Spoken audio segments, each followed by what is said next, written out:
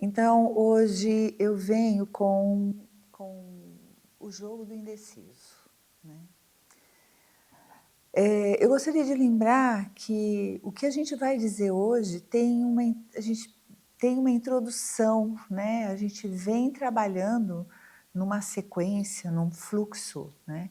E esse fluxo, na verdade, começou na aula beta sobre ressentimento.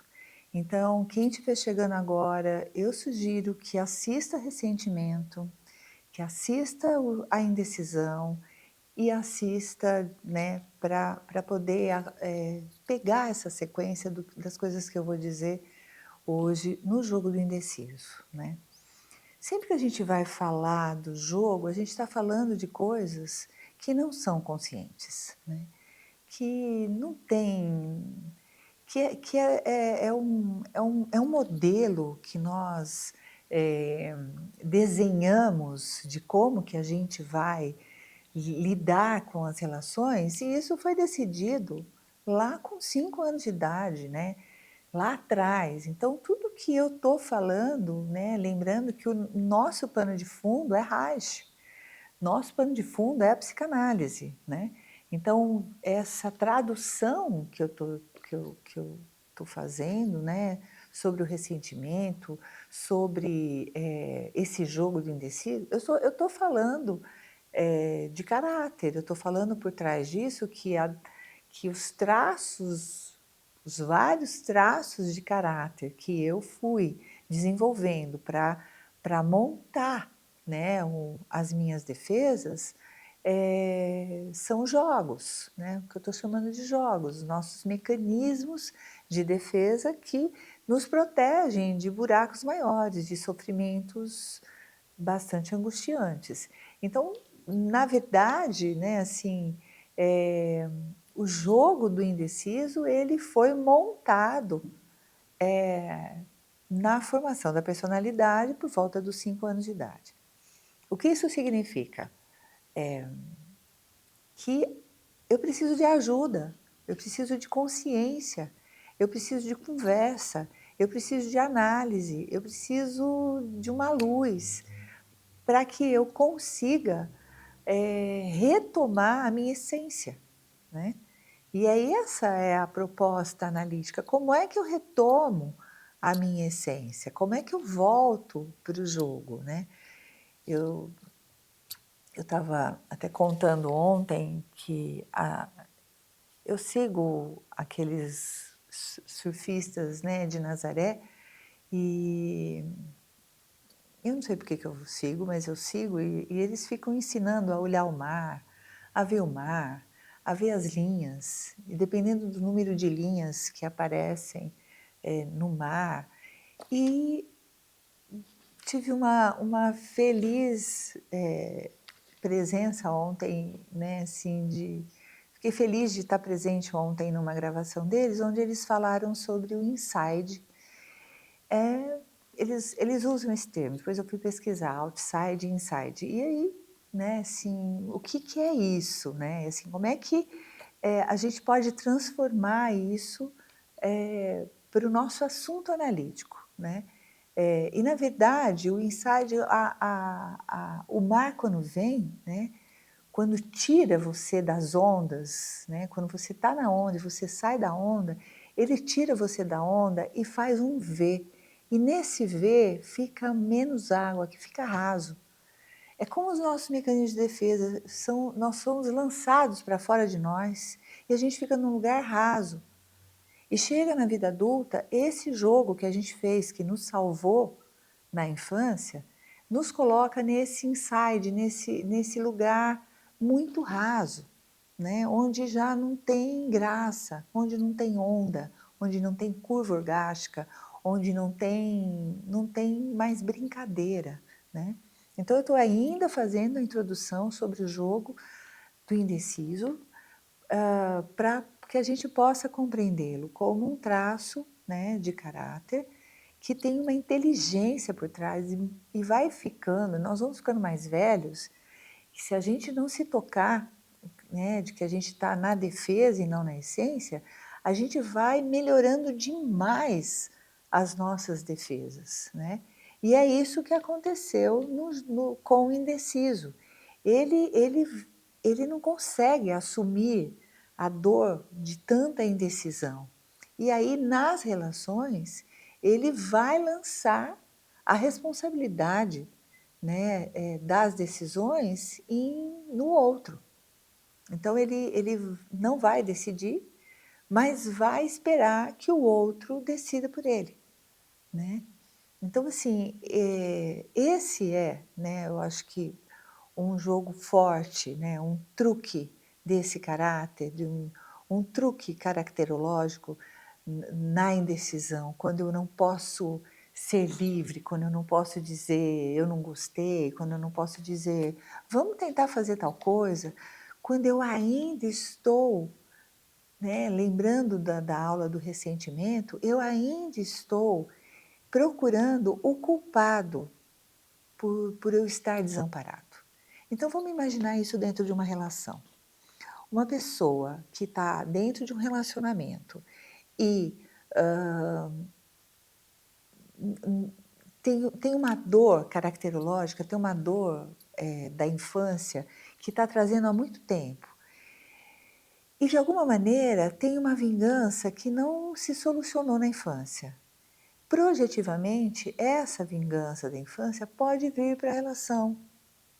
Essa vingança da infância, eu vou falar da relação, mas isso, envolve outras pessoas no trabalho, envolve as relações de uma maneira geral, mas vamos pensar como isso fica denso dentro de um casamento, dentro de um namoro, dentro de um relacionamento. Então eu venho frustrado, né, da minha infância, da minha adolescência, chego numa relação e eu tenho nessa frustração, eu ainda não estou satisfeito de ter revertido o jogo, de ter mostrado que eu é quem era o sofredor. E esse desejo de mostrar que eu que sou o sofredor fica, como um plano, né, um plano escondido, às vezes até de si mesmo, dentro das relações. Então, assim, para onde a gente vai? Ah, não sei, você decide. Quer dizer, onde nós vamos? Eu não sei. Eu ponho a decisão na mão do outro, né? Eu atendo uma pessoa que ela diz: eu vou lá buscar o meu café, porque se eu ficar esperando, ninguém traz para mim. Eu vou lá, né, fazer minha comida, porque se eu ficar esperando, ninguém vai fazer para mim. Então olha o lugar, né, então a gente sempre fala assim, dentro da terapia haitiana, em que lugar dentro da análise haitiana, em que lugar, de onde a pessoa está falando? Apesar dela estar na vida adulta, casada, com uma vida sexual ativa, com um trabalho, com dinheiro, mas ainda está a serviço de uma menina ressentida, indecisa. Que em luta de por uma luta de perfeccionismo, como eu disse na aula passada, eu não vou decidir, porque se eu decidir e não der muito certo, eu não vou aguentar a minha dor narcísica. Eu vou sangrar na minha dor narcísica. Então o que que eu vou fazer? Eu vou lançar as decisões para o outro. E quando não der certo, né, o outro decide a viagem. Né? O que que a gente vai fazer? A gente vai para a montanha ou vamos para a praia? Aí, você que escolhe, deixa o outro escolher. Então vamos para a praia. Quando vai para a praia, chove. Pronto. De quem é a culpa de estarem passando um final de semana ruim? Do outro que, em vez de ir para a montanha, decidiu ir para a praia e está chovendo. Então, você quis vir para a praia, a gente veio, mas olha o tempo que está. Quer dizer, começa a fazer uma manobra relacional em que tudo é culpa do outro, né? Ou o outro também que vem e diz: "Está vendo? Você nunca está feliz, a culpa é sua", e esse jogo de culpas e culpas na luta pelo perfeccionismo é o jogo dos indecisos. Acho até que a gente pode traduzir o jogo dos indecisos como um trauma caracterológico, né. A gente pode traduzir isso para alguém que ainda está lutando por uma justiça que não teve na vida. Mas se a gente não separar, né, os vagões, né, do trem, do passado que corre atrás de nós, se a gente não separar esses vagões e entender que eu estou hoje, na minha vida atual, lutando por algo que eu já perdi, lutando por uma amorosidade ou por um cuidado lá de trás que eu já não tive, e eu tenho que lutar por um cuidado daqui de hoje, que eu tenho chance de ter, mas se eu ficar lutando por um cuidado que eu não tive lá de trás, eu quero, enfim, ser amado por aquela pessoa. Eu vou lá investir naquela pessoa do meu passado. Em vez de eu investir nas pessoas atuais, em vez de eu investir no campo de hoje. Quer dizer, eu vou perder muito tempo se eu tiver que investir nas pessoas do meu passado para me amar como eu merecia ter sido amada. Já não fui. Tenho que seguir minha vida, tenho que ir para frente. Esse amor já não veio.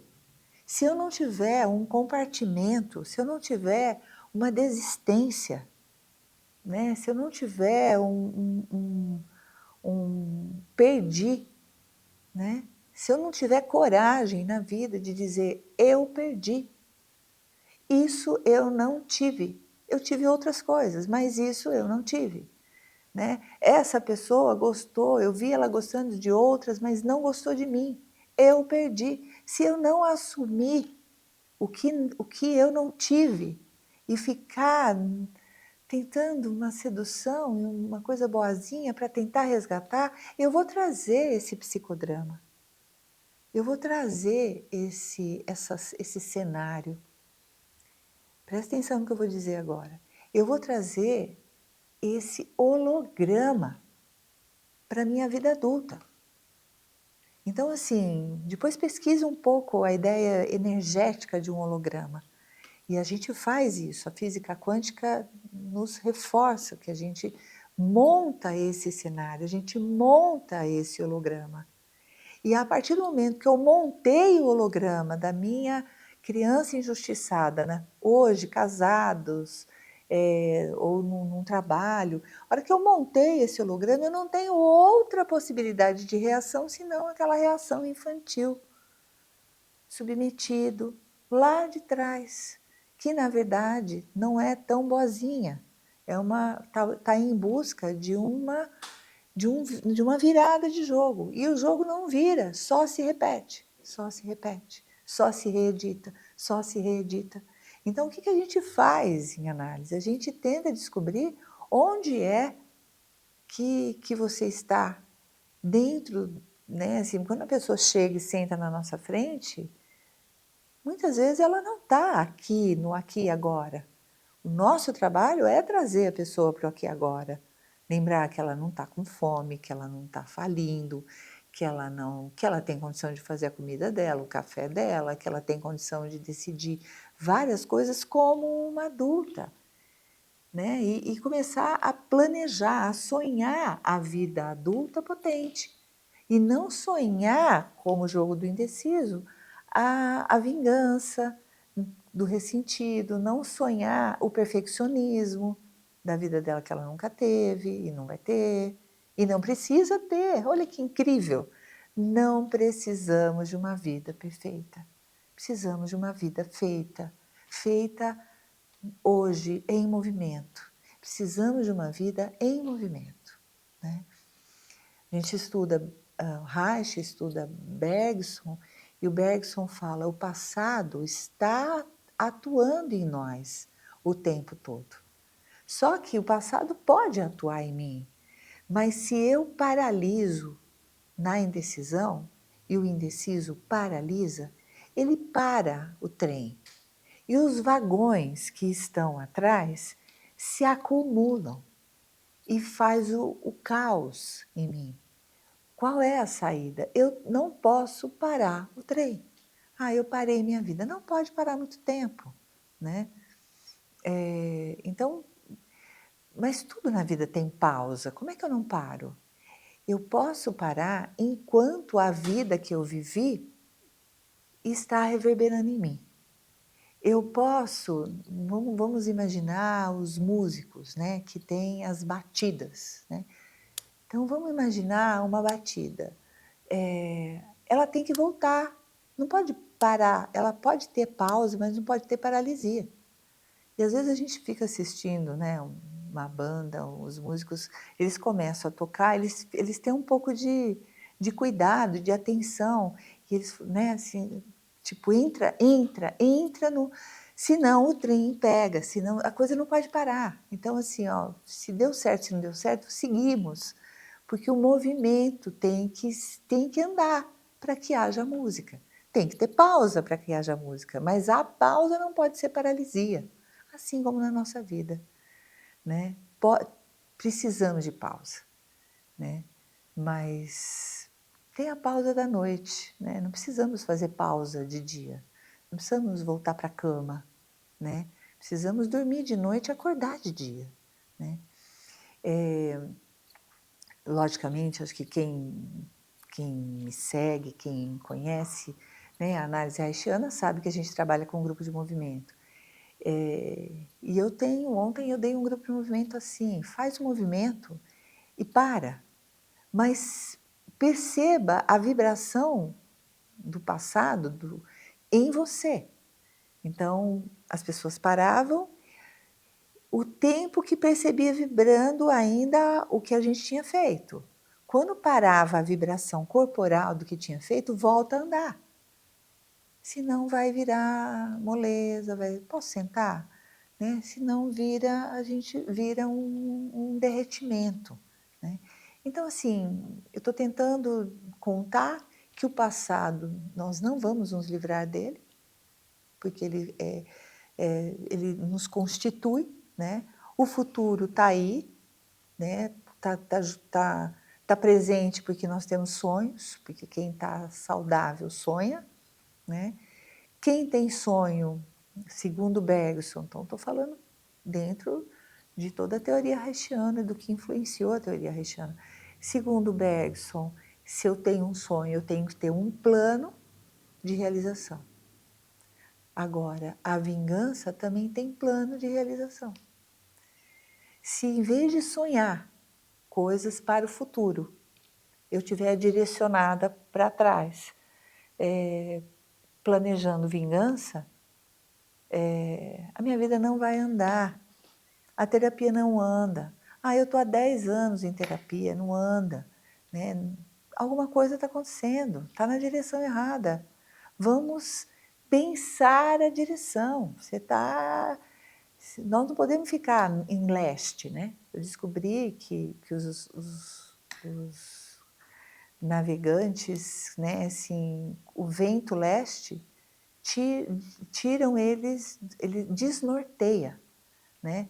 E no leste está onde o sol nasce. Então, assim, eu não posso estar virado para onde eu nasci. Eu tenho que estar virado para o futuro, eu tenho que ir para frente.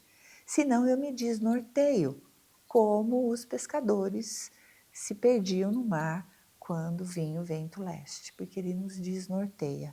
Ficar excessivamente endereçando nossas atitudes e nossos planos para o passado, eu vou me vingar, eu vou mostrar para tal pessoa que eu sou importante, eu vou mostrar para tal pessoa que ela tem que me admirar, nossa, que canseira. Sabe o seu cansaço? O cansaço que faz você, e você também não descansa, não dorme? É a direção errada, é estar dirigida para o passado, né? E como é que se dirige para o futuro? Tem um sonho. Um sonho de quê? O sonho de ser aquele negócio, aquele melhor de mim, né? Sabe aquele negócio, aquele gosto de ser eu mesma, que não é o narcisismo, não é secundário, não me banaliza, que é um narcisismo primário. Narcisismo é maravilhoso. O primário não precisa ter medo do narcisismo. O secundário é aquele que eu quero palco, mas o primário é aquele que eu sei da minha força, eu sei quem eu sou, eu sei o quanto eu sou interessante, em que eu sou interessante. Eu também sei o que eu não sou. Isso é o narcisismo primário. É a ele que a gente tem que se dedicar para ir desmanchando o jogo das nossas indecisões. E qual a nossa decisão? Nossa decisão é simplificar, né? Ou otimizar o meu narcisismo primário, porque agora eu quero esse ano pôr a minha vida, a minha presença, eu quero me colocar como uma presença bacana como eu sou. Cadê a alegria? Né? Então, é resgatar a alegria, é sonhar. Agora, como é que eu realizo meu sonho? Qualquer sonho que você já realizou é porque você teve um plano. O Bergson fala isso. Tem um sonho, tem que ter um plano. Aí eu realizo. Se eu tenho um sonho e não tenho um plano, um sonho sem um plano não tem realização. Então, qual o seu sonho? E quais os seus planos para realizar esse sonho? Faça alguma coisa, né? Não fique sozinho. Sozinho, a gente só se apoia nas próprias ideias e elas são limitadas, são limitantes, são, me atraem para primeiro consertar minha vida e depois seguir vivendo. Não dá tempo. Não dá tempo imagina, já vivi 40 anos, agora eu tenho que consertar esses 40 anos para poder viver mais 40, eu já está com 80, já passou. Eu não posso replicar, né? Eu tenho que seguir. E o jogo do indeciso coloca ele paralisado, coloca esses vagões acumulados nas suas costas, de sensações, de acho que eu nunca vou para frente mesmo. Não, porque você está parado, né? Por que a minha vida não vai para frente? Porque eu estou parado. É simples, precisa recuperar o fluxo, né? Então, análise é isso, análise é descobrir a descontinuidade, né? E descontinuidade também é um assunto, né, do Bergson. E também é um assunto do Reich. O que acontece numa curva, né, numa curva orgástica descontinuada, quebrada? Não vai gerar prazer, né? Ah, que bom, você chegou aqui, mas nossa, eu sofri tanto para chegar aqui que eu já estou cansada e nem estou com prazer, estou com raiva, né? Então não tem um fluxo. Então, a continuidade.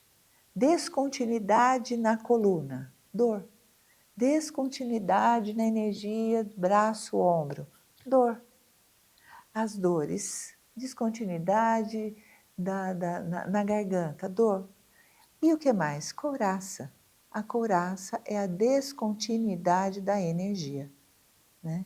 Então, falando de Reich, falando que ele fala de 7 anéis de couraça, existe uma descontinuidade que vai gerar uma quebra no meu fluxo, na minha vontade de seguir de uma forma alegre. Porque para que seguir triste? Precisamos da tristeza, chora a tristeza, mas a alegria não compete com a tristeza. Precisamos seguir com a nossa alegria. É isso, é assim que a gente vai se preparando para esse novo ano.